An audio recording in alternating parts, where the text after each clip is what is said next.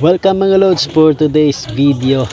Ibabahagi ko po sa inyo ang antas ng pagiging isang tagapaglingkod at tunay na tagapagbigay serbisyo. Ito ay ang paggawa o pag-aayos ng personal o service computer. Dito ay matutunghayan po ninyo ang inyong lingkod. Kami ay tinatawag nilang taga-repair, taga-install, replace, and provide service for various system and equipment.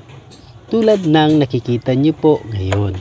Ang mga katulad namin ay gumagamit ng gloves para sa amin anti-static para masiguro at safe ang mga component devices or parts ng system. Bilang isang computer technician ay humaharap din kami sa mga pagsubok tulad ng stress, under pressure, sa pag-solve ng mga technical issues, isolation, challenging, customer service na minsan kay hirap din paliwanagan at physical demands dahil minsan hindi maiwasan madaliin ang isang bagay na mahirap ayusin. Sa posisyong ito ay kailangan din i-develop ang sarili para ma-reach ang social strategies at skills. May mga proseso po kaming sinusunod tulad ng hardware and software examine, internal and external system parts para malaman ang problema ng isang unit. Dinodokumento ito, nire-record at pinaplano ang mga impormasyon na nalalaman. Ang IT computer technician and engineers ay nag-train din para maturuan din ang ibang gustong matuto. Alam nyo po mga Lods, lahat po tayo ay nagsisimula saan-saang antas na trabaho. Ang pagiging IT computer technician o computer-related courses ay may kakayahan na makapasok sa mundo ng technology industry. Ngayon po ay nandito po ang mga computer IT-related na isa sa 10 may importanteng skills na gumagawa ng foundation para sa hinaharap and a long and happy tech career. Hindi madali ang lahat ng mga bagay para makamit ito. Kailangan mo muna dumaan sa pagsusulit. Hindi rin po tayo eksperto. Sa halip ay natututo. Walang madali Lods. Lahat sa una mahirap. Pero pag pinaghirapan mo, makakamit mo ito. Tuloy ka lang. Alright? At nandito na nga ilalagay na natin itong small plastic.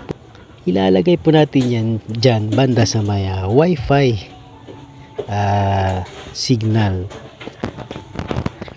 At ito didikit natin.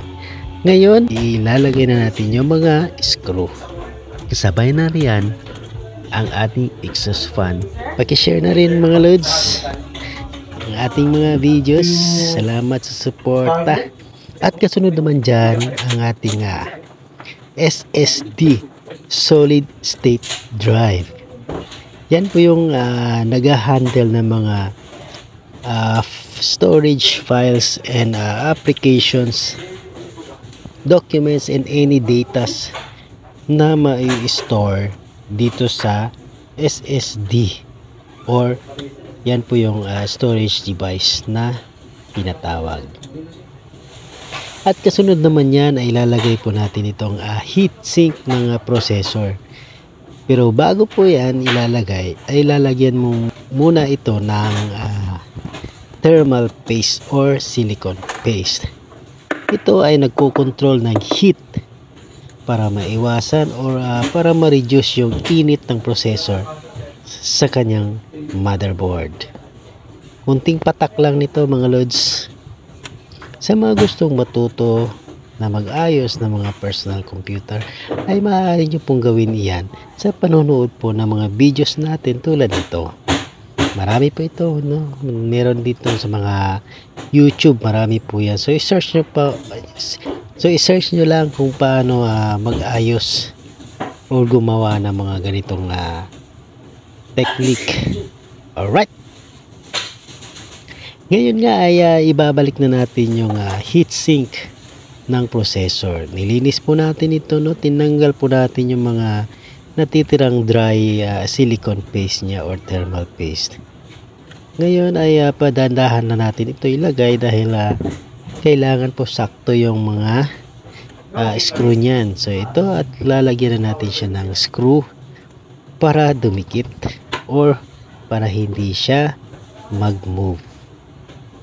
Dito nga itutuloy na natin yung paglalagay ng mga screw sa bawat anggulo nito.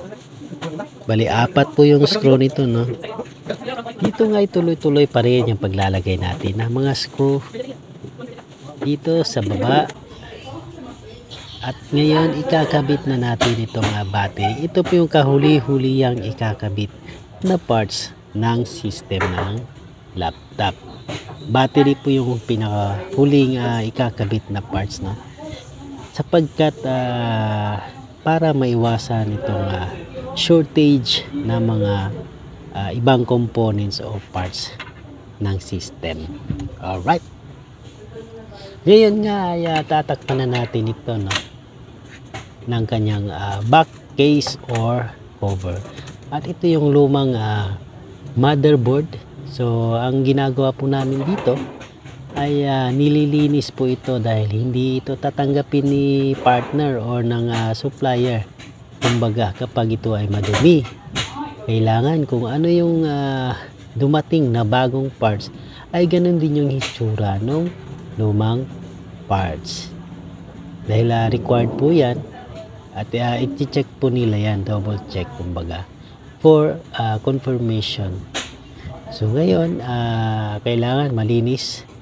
Nililinis po talaga ito at ibabalik po siya sa plastic.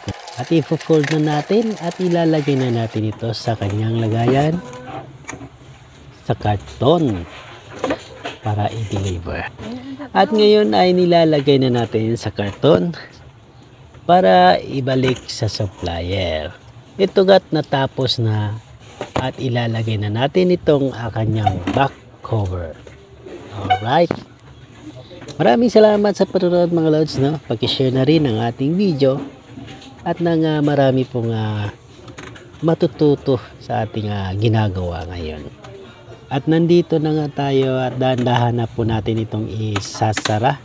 Itong bawat gilid at bawat kanto nitong ating unit para masigurong lock na po ang kanyang mga hinge niya.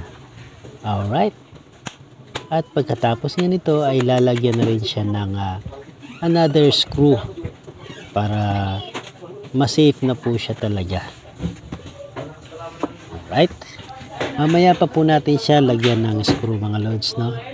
Pagkatapos na ng video natin. Alright. Sana po ay may na-inspire sa video ito at nabigyan ng pag-asa na maging katulad din namin. At yun lamang po mga loads, ito na at matapos na rin ma-install ang bagong motherboard ng client natin. Iti-test na ito para sa kanyang final result status ng unit. Alright, maraming salamat mga loads sa panonood ng ating video for today. At sana may natutunan po tayo at may nakuhang kunting kaalaman. Thank you so much and God bless. Maraming salamat. See you next time. Shout out sa iyo, lods. Bye-bye.